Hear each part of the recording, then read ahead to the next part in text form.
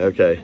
Good morning, everyone. That is a great idea. We will be learning for the schus, for the hostages. We always, always in the back of our minds, in the front of the minds, but today certainly front and center. Okay, so here we are. So we're on 85a, Pei Hey Amud Aleph, and the last thing we discussed was if you see that picture. See, most of you are using articles. So you see that picture with the well in between the two homes, and Rabbi Yehuda came along and said two statements. There's like an A and B to statements. Basically, this well, which is in between them, which is at a distance of 4 tefachim from each home, they don't have access in a normal fashion, like they could just walk down. The only way they're able to access it is by like a horizontal reaching out, right? It's 4 tefachim away. The only way they can reach is from their window to this well is only by moving out horizontally, because their wall is 10 tefachim high, and nonetheless, even though it's at that distance, we saw you need to do something. In other words, it really should be usser, and we saw, but because it's a water well, we therefore had certain leniencies,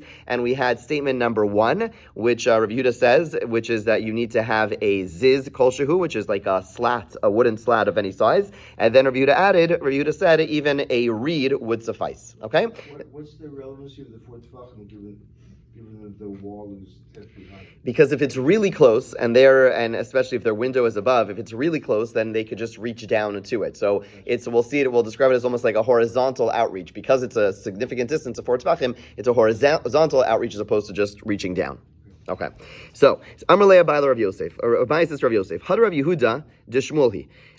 This statement of Rav Yehuda comes from a teaching of Shmuel. Now, we're going to see that the Gemara at this point is going to understand Abai saying one thing. We're going to come and reinterpret what Abai said to Rav Yosef. But at this point, Rav Yehuda is coming along and saying that the Rav Yehuda said that you need this adjustment of some sort, whether it's a slat or ultimately he says it's a reed. It comes from Shmuel. Now, the truth is, in our Gemara, we already know it already said that explicitly. It said Amar Rav Yehuda Amar Shmuel. It already said that he saw this from Shmuel. So it seems like at this point the Gemara is going to assume that the tradition that Rav Yosef and Abai had did not include Shmuel, and so Abai is coming along and saying, oh, by the way, that comes from Shmuel. This teaching of the fact that you need to do some adjustment when you have this horizontal outreach comes from Shmuel. Why? D'ida Rav, because if it comes from Rav, Ha'amar, Rav said, Ein Adam Osel Chavero Derech Avir, that a person is unable to restrict another person by reaching out over the air. Over the air means reaching out horizontally. In other words, according to Rav, reaching out horizontally will never cause a prohibition on anyone else. In other words, in a situation where you're going down or you're going up, there we there's two, like all the cases we had until now, where we have two people sharing a common area, and one of them is going up, or one of them is going down, or both of them are going this way, directly. That's a case where everyone would agree you cause prohibitions on one another, and unless they have an eruv, then it's going to be usher, unless one is closer to someone else, right? That's what we've been saying until now. But now we're saying, Rav says when when you're reaching out horizontally, meaning you're at a 4 tefachim distance, and the only way to get it is by this extension in this direction, right? Shouldn't do that. Okay, what's it called? But but when you're only able to reach out in this direction, then going out horizontally by 4 tefachim, only then. So Rav says that would not cause a prohibition. If each party had to reach out horizontally, it would not cause a prohibition. Therefore, in our case of the wells over here, since they're both reaching out horizontally, Rav would say you don't need anything. Right, and that's what Abai is coming to say at least at this point. We're saying that Abai is saying that Rav Yehuda learned by Shmuel and Rav. Okay, so whenever he says something, we could, does it go from this source or does it go from that source? He learned from the two main teachers of the time. So we're saying it comes from Shmuel. Why? Because it came from Rav. Rav would say you don't need anything because they're reaching out horizontally. That's the only way they're able to access this well, by reaching out this way, by an extension of 4 tefachim. Rav would say that's not a problem. And now we're going to try to source this. So, Shmuel Mehecha, which statement of Shmuel did he actually learn this from? So, fine. Granted, he did learn it from Rav, but where did he learn it from Shmuel? Ilay Mamiha, if you want to say it's from the following case that we saw yesterday, Amar Rav Nachman, Amar Shmuel, Gag, Hasamach Lushas Ram Tzarech Sulam Kavula Atiro. We spoke about the case on 84b2, which was the case with like a whole bunch of floors. We had the mirpeset, right? And then which led into an aliyah, and then you had the mirpeset go down into another floor. Remember this yesterday? And we said you need the permanent type of ladder in order to permit the people up on top from using the fenced-in area, right? Otherwise, what would happen? The people in the Rishus Harabim would be able to use that space, and therefore, since they're both using it, people in Rishus Harabim and the people up on top, therefore it'd be usher. Right? If you forgot this, you go back to 84b2. There's a picture there, and that's the case. Okay, but the bottom line is, what do you see over there? You see, the Gemara is assuming at this point that the Rishus Harabim and the fenced-in area are 4 tefachim away, and therefore the only way that people in Rosh Hashanah are able to use that space is horizontally. That's the Gemara's assumption. And therefore, what do we see from here? And Shmuel said, unless you have a permanent ladder attaching that bottom section to the top section, if you don't have a permanent ladder, indicating that there's more of a connection between the top and that middle space, if you don't have it, then it'd be Asur. Why? Because the people in the Rosh Hashanah who are using it horizontally would be sharing that space with the people up on top. So you see, according to Shmuel, using something horizontally would be problematic.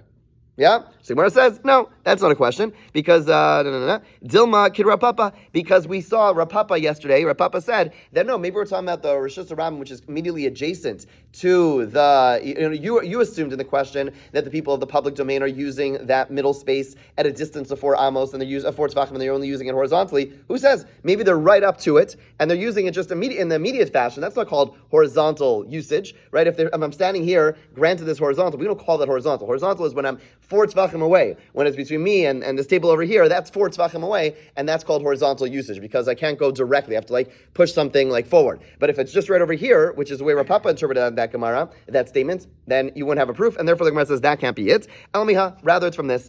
And we end up going ahead and quoting Rabbi Yehuda's initial statement. And so, you'll see what I mean. Zemotzi ziz kol shumamale. The Gemara says it must be Rabbi Yehuda derived this ruling from the following statement of Shmuel, and now we're quoting Shmuel, saying the original statement that we just saw Rabbi Yehuda say, which was that if you have 2 courtyards side by side, you have 2 homes, not side by side, 2 homes which have 4 tzvachim and then 4 tzvachim, and there's a well in the middle.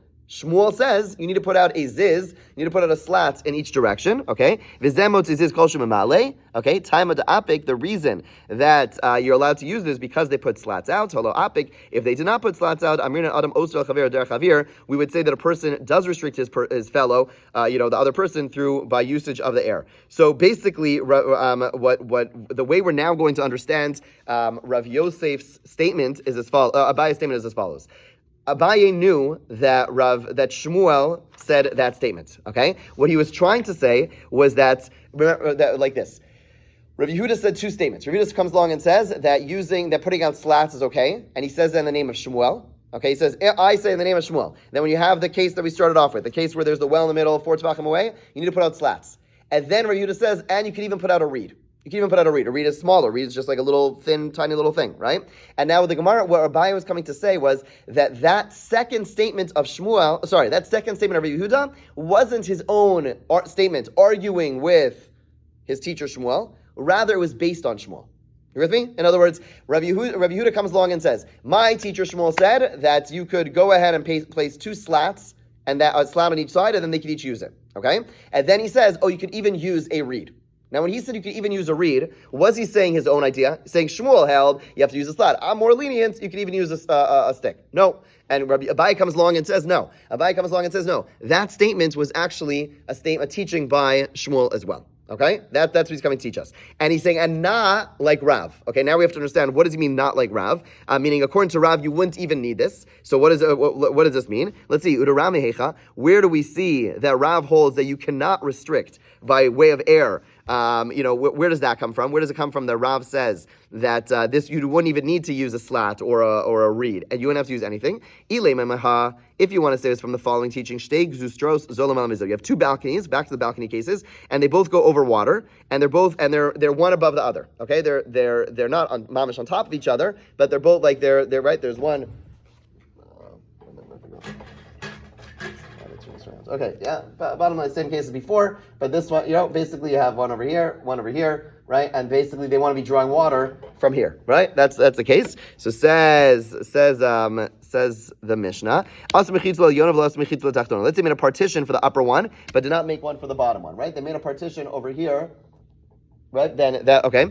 So shtein asur achiarvu. They would both be asur until they go ahead and make an eruv. They both can't use this thing until they go make an eruv. Okay. V'amar Rav Huna Rav, and here is a statement ultimately attributed to Rav. Lo shanu el besmucha. This prohibition is only when they are close by.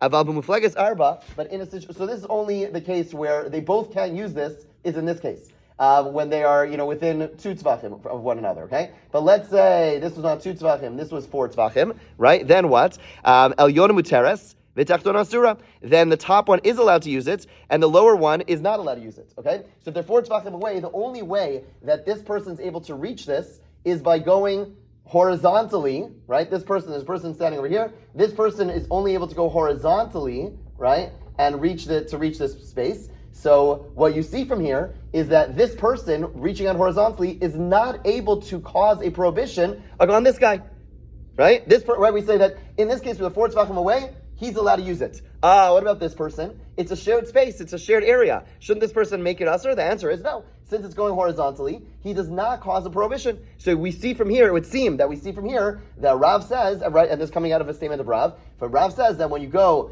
horizontally, okay, then you do not cause a prohibition. Okay? So where it says no, maybe it's different. Even Gemara says what I think many of you probably thought, maybe, and that is that no, the reason that this guy does not answer this and this guy's allowed is because this person only has to go ahead and go down, right? All he has to do is go down. This person has to go up and then down. And therefore, since one person has it easier than the other, therefore we say that it's as if this person has like an immediate doorway to this, and this person doesn't have a doorway to this space. And therefore, the reason that this one's allowed and this one's not allowed is not because this person is because the only way to make this shared is because it's going horizontally. No, it's because this person has to go up and then down. This person just has to go down, and therefore we give it to the person who it's more convenient to. And it's not about this new idea which we're talking about now, which is, can you cause a prohibition going vertically? Yeah? Horizontally, excuse me. Let's get those two confused. Okay. Ella meha. So Gemara says, let's give another answer. A new case. Shnei batim v'shalosh churvos beinehem. You have 2 houses, and there are 3 ruins between them. Yeah, you see that picture by 19? Right? There's 2 houses at the edges of that picture. See it? Right? And then there are 3 ruins in the middle. Okay? There are 3 ruins in the middle.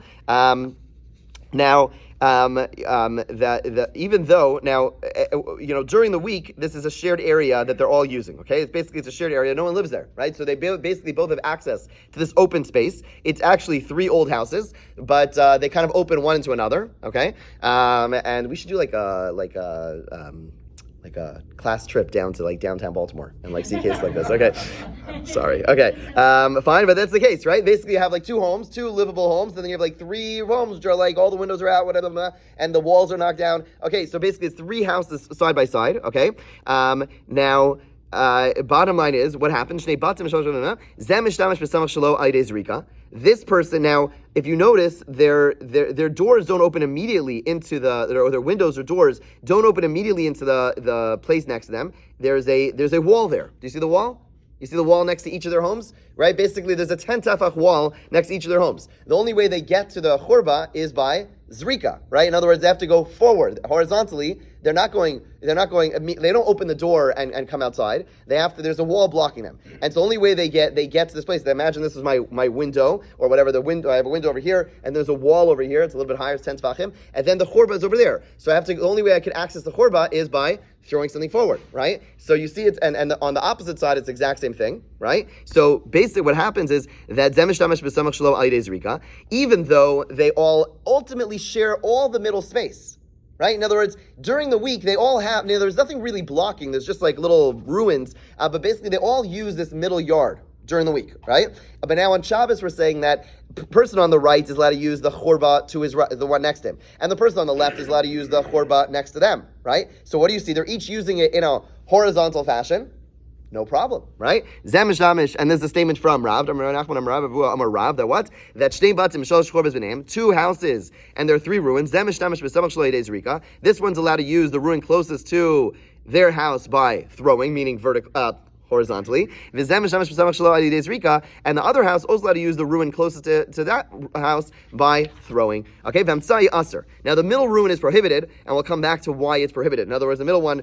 Why is the middle one prohibited? That would seem to be that there still is a prohibition caused by horizontal usage. So we'll come back tomorrow and explain why the middle one is prohibited. But the bottom line is that the 2, at least the area, even though there's a lot of shared area between them, they're both allowed to use the areas immediately next to them because they're only coming at it not in a direct fashion. They're only coming at it by passing over 4 tzvachim in a horizontal fashion. And we see from Rav that no prohibition is caused, right? And therefore, if we want to apply the same principle to the case where there's a well between 2 houses, we just learned that Rav said that when you're going out vertically. when you're going out, thank you, horizontally, when you're going out horizontally, then there is no prohibition that's caused. And therefore, Rav would say, and as much as Rav says in this case, the ruins that each one's able to use since it's going out horizontally, right? Again, horizontal. You're always going out somewhat horizontally, but the point is that as opposed to a regular case, you open your door, you're right outside. No, over here you open the window and you're not right outside. You have to extend something 4 tefachim out, and then it reaches into that space. That does not cause a prohibition, according to Rav. You see from the Chorba case, and therefore in the case where there's a well between two courtyards, and the only way they're able to reach the well is by going out horizontally. Rav would say, what do you need? A stick, a slat, or nothing? Nothing, because he says no prohibition is caused. No prohibition is caused when you're going horizontally. That is not close enough. Meaning, when we both are close to one another, I'm going up, you're going down, whatever it is. But if I'm going horizontally and I have to pass over 4 tefachim, I cannot cause a prohibition. That's seen as too much of a distance, and that does not cause a prohibition. That's what we're inferring from Rav. And again, the thing we have to come back to tomorrow is understand why they can't use the middle one. If you really can't prohibit horizontally, and fine, and that explains why they're each allowed to use the space next to them. There's a space in the middle. Why can they not use that space? Again, the Gemara will talk about that tomorrow. Okay? Have a great day.